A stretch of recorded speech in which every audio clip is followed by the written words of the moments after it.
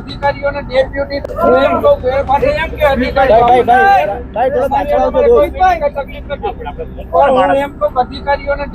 અને આઈટી આગળનો ગટર પાણી ડ્રેનેજ ન લે એનું કારણ શું?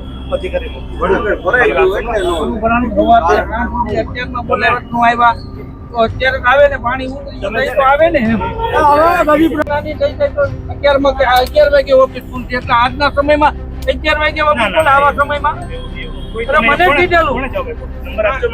આ બેન નો નંબર ટ્રાફિક વાળો લખો સ્પીડ ક્યાં ગયો સીધા નંબર લખી લે આ બેન સંભાળે ને બી ઝોન માં એને આ જવાબ જે આપ્યો છે ને એટલે વિરલ નો નંબર લખો એને મને કીધું તમને કોઈને નંબર આપ્યો ના 63 વાળો નંબર લખો એવું નથી પણ એનું જે ખાડીનો પ્રશ્ન છે ને અત્યારે એ તરત બોલાય છે સાહેબ આ જામ રોડે હું તમને શું કહું નાની થઈ જાય તો 11 વાગે ઓફિસ ખુલતી એટલે આજના સમયમાં 11 વાગે ઓફિસ ખોલે આવા સમયમાં મને કીધેલું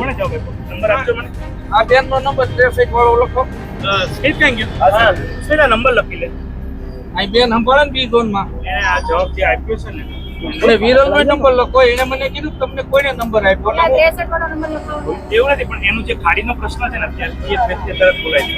સાહેબ આ જામ રોડે હું તમને શું કહું છું અધિકારી કામ કરીને કઈ ખબર નથી આ વિકાસ કે આવ્યો કચરો દાન થઈ ફાઇલના ફોન કરી કોઈને આવો ના દર વર્ષે અમારે આ પ્રોબ્લેમ રહે છે પાણીની આમ તો દૂધ ને એવું બધું કાંઈ નીચે તો એટલે ગળા લગી પાણી હતું એટલે નીચે તો ઉતરાશ 3 દિવસથી તો પછી તો કાલ સાંજે કોઈ આવ્યું નથી પૂછવા કે જમવાનું શું તમારે કેવી પરિસ્થિતિ છે એવું કાંઈ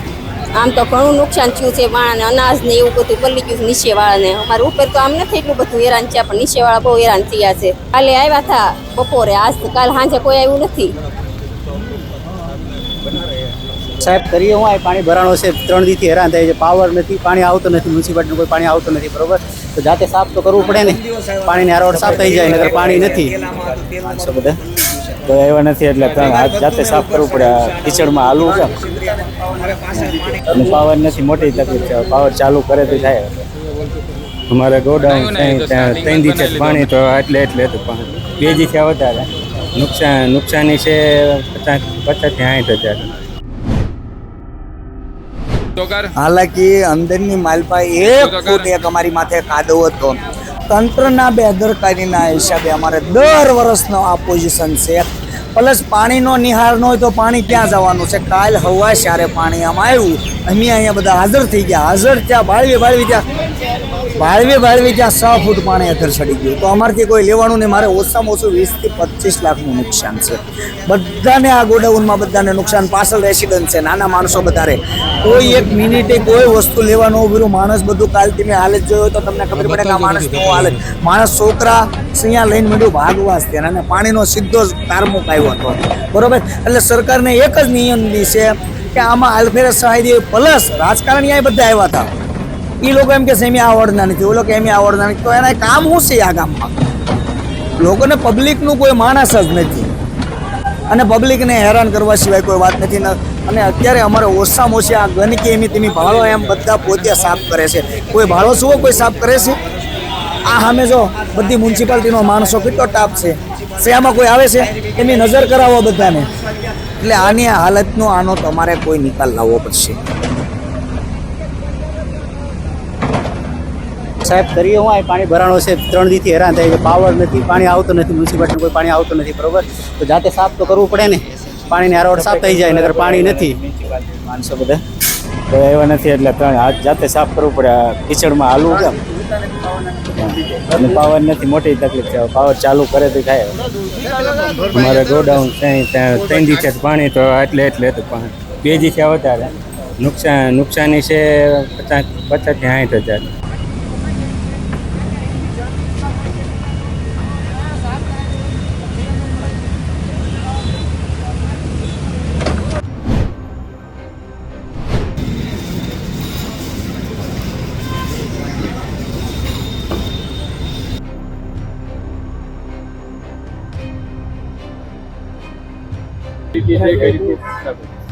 છેલ્લા 2 દિવસ જો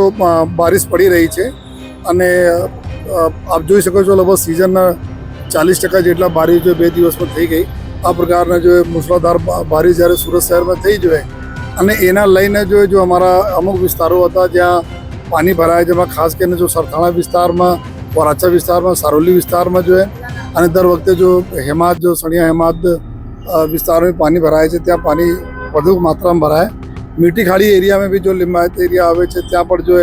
આ પાણી ભરાય. અને આજે અમે જોઈએ તો અમાવસ હોવાના કારણે પણ જો ટાઈડ, જો બેક ટાઈડને લીધે, જો હાઈ ટાઈડને લીધે પણ જો ખાડીના પાણી બી અમુક વિસ્તારોમાં જો ફરી વળ્યા છે જો તો એના ધ્યાનમાં લઈને જો લો લાઇંગ એરિયા હતા એના પોલીસ અને આ કોર્પોરેશન તંત્ર જો સાથે મળીને જેટલા લોકો રેસ્ક્યુ કરવાના હતા રેસ્ક્યુ થયા જોઈએ. અને અત્યારે આ પરિસ્થિતિને તાગ અમે લોકો કંટ્રોલ રૂમમાં લઈને જોઈએ, પછી જ્યાં કન્સર્ન ફિલ્ડ યુનિટ અમે લોકો કન્ટિન્યુઅસ જો જાણ કરતા રહીએ છીએ. ટ્રાફિકના વ્યવસ્થાને બી લઈને અમુક જો અમારા રોડ રસ્તાઓ બંધ થયા, પાણી ફરી એના ઉપર જો રોડ ઉપર પાણી આવવાના કારણે એના લઈને બી ઘણી બધી જગ્યાઓ અમે ટ્રાફિક ડાયવર્ટ કરવાની ફરજ પડી છે જો એના બી અમે જો કરીએ છીએ અત્યારે. અને સાથોસાથ જો કાલે એક દુઃખદ બનાવમાં જો સણિયામાં જો બે છોકરાઓ જો નદીમાં એમના ખાડીમાં નાહવા માટે કૂદ્યા અને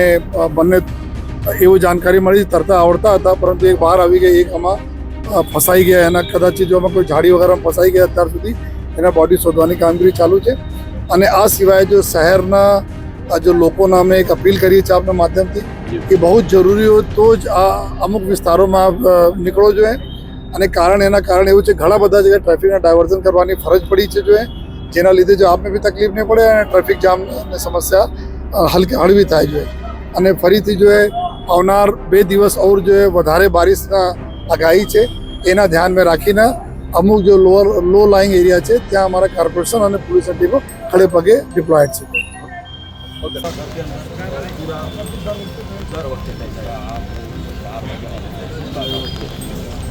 એ સમયે પાણી આવે.